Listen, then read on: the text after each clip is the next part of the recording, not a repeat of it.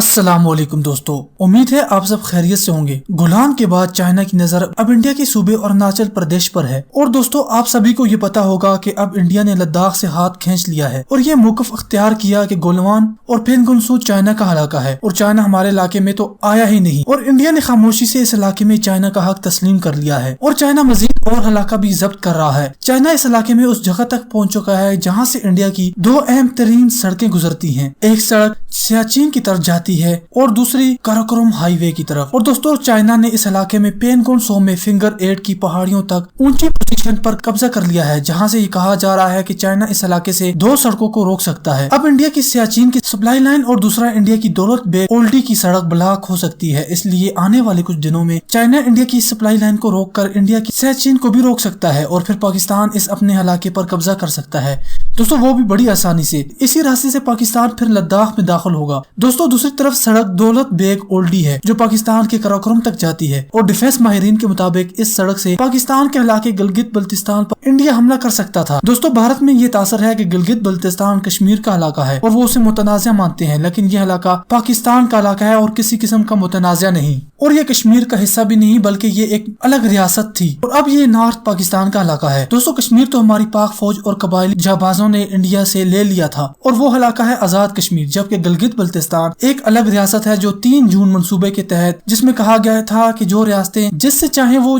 جا کر پاکستان یا انڈیا سے مل سکتی ہیں، اس طرح گلگت بلتستان 1 نومبر 1948 کو پاکستان کے ساتھ مل گیا اور یہ کشمیر کا حصہ نہیں۔ اگر انڈیا سے کشمیر کا حصہ مانتا ہے تو ہمیں بھی بھارتی راجستھان، پٹھان کوٹ، گرداسپور کو متنازع حصہ مانتے ہوئے کشمیر کا حصہ مان لیں اور ان علاقوں کو کشمیر کا حصہ مان کر پارلیمنٹ سے بل پاس کروا لیں۔ اگر پاکستان کے علاقے کو انڈیا اپنے نقشے میں دکھا سکتا ہے تو پاکستان کو بھی انڈین علاقے کو اپنے نقشے میں دکھانا چاہیے۔ ٹٹ فار ٹیٹ کی پالیسی پر امر پیرا ہونا چاہیے۔ دوستو چلیے ٹاپک کی طرف چلتے ہیں۔ یہ وہ باتیں تھیں جو ہر پاکستانی چاہتا ہے کہ ہماری حکومت تک پہنچ جائے۔ اب پاکستان کو بھارتی علاقے اپنے نقشے میں دکھانے ہوں گے، کیونکہ انڈیا ایسا کر رہا ہے تو دوستو ہمیں بھی ایسا کرنا ہوگا۔ اروناچل پردیش پر چائنا نے اپنی آرمی، ایئر فورس اور ماؤنٹین کور کو لگا رکھا ہے، اور اسی کی شکایت انڈیا نے امریکہ سے کی ہے کہ کسی طرح چائنا کو روکا جا سکے۔ دوستو انڈیا نے ایک بہت بڑی غلطی کر دی ہے جس کا اسے خمیازہ بھگتنا پڑ رہا ہے۔ دوستو انڈیا نے یہ دعویٰ کیا کہ چائنا اس کے علاقے میں آیا ہی نہیں، اور اپنی اپوزیشن کو مطمئن کرنے کے لیے یہ جھوٹ بولا کہ چائنا اس کے علاقے میں نہیں آیا، لیکن دوستو چائنا تو آیا ہے۔ اس لیے چائنا نے یہ موقف دنیا کو دکھایا کہ انڈیا تو یہ کہہ رہا ہے کہ ہم اس کے علاقے میں نہیں آئے، تو دنیا چائنا پر کیوں دباؤ ڈال رہی ہے کہ چائنا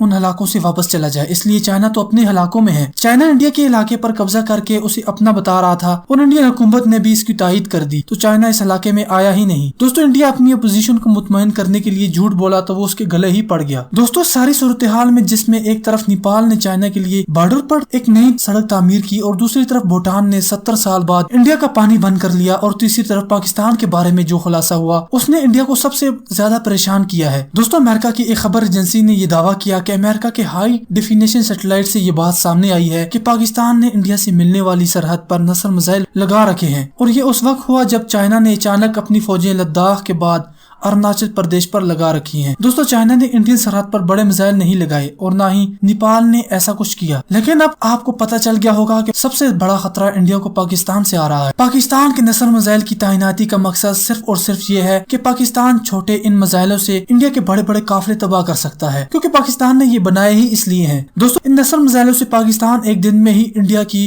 تمام بیسز کو راکھ میں تبدیل کر سکتا ہے۔ دوستو یہ نصر میزائل سے بھارت کو جتنا خوف ہے اتنا پاکستان کے کسی بڑے میزائل سے بھی نہیں، کیونکہ یہ میزائل صرف اور صرف ایک محدود جگہ پر ہر چیز کو تباہ کرتا ہے اور اس سے باہر کوئی نقصان نہیں ہوگا، اس لیے پاکستان اسے انڈیا کی بیسز کو تباہ کرنے کے لیے استعمال کر سکتا ہے اور عام عوام کو کوئی نقصان نہیں ہوگا۔ یہ میزائل ایٹمی وار ہیڈ لے جا سکتا ہے، لیکن اس میں ہر طرح کا وار ہیڈ لگایا جا سکتا ہے، اس لیے ایٹمی جنگ کے بغیر ہی پاکستان نصر میزائل کو استعمال میں لا سکتا ہے، اور امریکن رپورٹ نے یہ بات انڈیا پر واضح کر دی ہے کہ پاکستان اب اسے چھوڑنے والا نہیں۔ دوستو مسلمانوں نے اس ہندوستان پر 1000 سال سے زیادہ حکومت کی ہے، اس لیے ہندوستان پورا کا پورا پاکستان سے بلانگ کرتا ہے اور پاکستان کا پورے ہند پر حق ہے۔ जिसे हमें वापस लेना होगा और पुरानी सल्तनत बहाल करना होगा। दोस्तों चाइना, पाकिस्तान और नेपाल की तैयारी को देखकर आपको क्या लगता है कि पाकिस्तान और इसके इत्तेहादी इंडिया को क्या सबक सिखाने वाले हैं? और पाकिस्तान ने जो नस्ल मिसाइल इंडियन बॉर्डर पर फिट किए हैं उसका साफ साफ ये मतलब है कि एक बड़ी जंग होने वाली है और तूफान के आसार लद्दाख में रहनुमा हो चुके हैं। तो आप अपनी कीमती राय इसके मुतालिक जरूर दीजिएगा। दोस्तों अब कुछ इंडियन ये सोच रहे होंगे कि पाकिस्तान नसर से हमला करता है तो इंडिया अपने ब्रह्मोस मिसाइल को मैदान में लाएगा। दोस्तों ब्रह्मोस के अलावा इंडिया के पास काफी मिसाइल हैं, लेकिन कोई एक भी इंडियन एयरफोर्स को या इंडियन आर्मी को नहीं दिए गए। दोस्तों इंडिया की पृथ्वी सीरीज काफी एडवांस मानी जाती है और इंडिया का पृथ्वी 5 ICBM टेक्नोलॉजी का माना जाता है, लेकिन पृथ्वी का एक वर्जन भी ना ही आर्मी के पास है और ना ही इंडियन एयरफोर्स के पास। निर्भय मिसाइल भी इंडियन आर्मी को अभी तक नहीं दिया गया। दोस्तों सिर्फ और सिर्फ इंडियन आर्मी के पास ऑपरेशनल हालत में एक ही मिसाइल है और वो है ब्रह्मोस। इस बात की तस्दीक मेजर गौरव आर्या ने की, जो इंडिया के रिटायर मेजर हैं। उन्होंने कहा कि इंडियन आर्मी के पास कोई बड़ा मिसाइल नहीं और भारतीय सरकार को इंडियन आर्मी को मिसाइल देने चाहिए। दोस्तों बेशक इन तमाम मिसाइलों के टेस्ट किए जा चुके हैं, लेकिन अब इस वक्त सिर्फ और सिर्फ इंडियन आर्मी के पास ब्रह्मोस है। दोस्तों इस ब्रह्मोस की क्या हालत है वो भी हम आपको बताते हैं। 2019 में CAG की रिपोर्ट आई थी जिसे इंडियन मीडिया ने कवर किया। दोस्तों इस ब्रह्मोस की क्या हालत है वो हम आपको बताते हैं। इसमें कहा गया था कि इंडियन आर्मी की मिसाइल ब्रिगेड को 15 ब्रह्मोस मिसाइल दिए गए, जिनमें से इंडियन आर्मी ने 5 को टेस्ट किया तो पता चला कि 5 के 5 मिसाइल फेल हो चुके और वो अपने रेंजेस पर नहीं गए और ना ही उनमें से एक ने भी निशाने को हिट किया और बाकी मिसाइलों को फिर वापस कर दिया गया। जो मिसाइल इंडियन आर्मी के पास हैं उनकी हालत ये है जो हमने आपको बताई है दोस्तों। और दूसरी तरफ पाकिस्तान आर्मी के पास तमाम मिसाइल ऑपरेशनल हालत में है।